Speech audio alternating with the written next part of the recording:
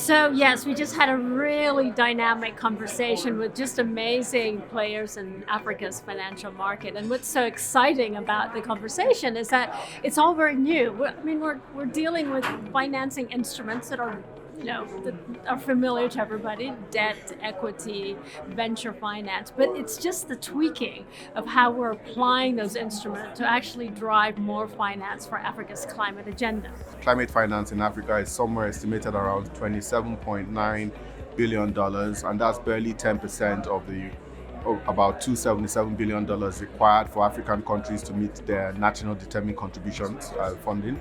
We require a bit more innovative solutions that can unlock more domestic resources and leverage capital markets to address some of the very big challenges we have with access to capital. There's a lot of perceived risk when it comes to investing in Africa, and there needs to be more braver capital, more risk-taking capital.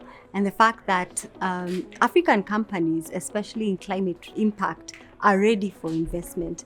And so there's a need to have more innovative venture building and also have more innovative blended finance. Climate finance is going to answer a lot of the challenges that we have to address in Africa. We're utilizing all the tools that we have available to us to innovate financial products that can answer the challenges and hopefully create new innovative solutions for the people and for nature.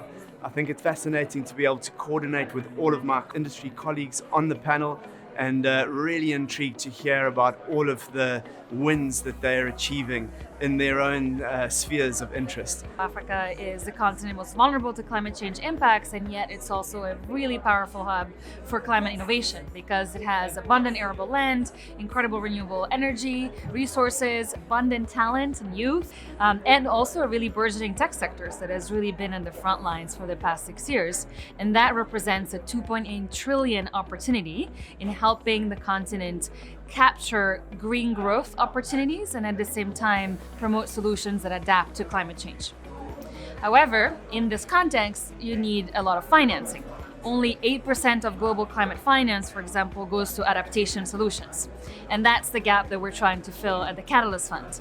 Africa's not looking for handouts. We have a lot to offer. And yes, there are some financial structural issues, there are macroeconomic problems, there are certain risks, political risks, but there's just tremendous opportunity.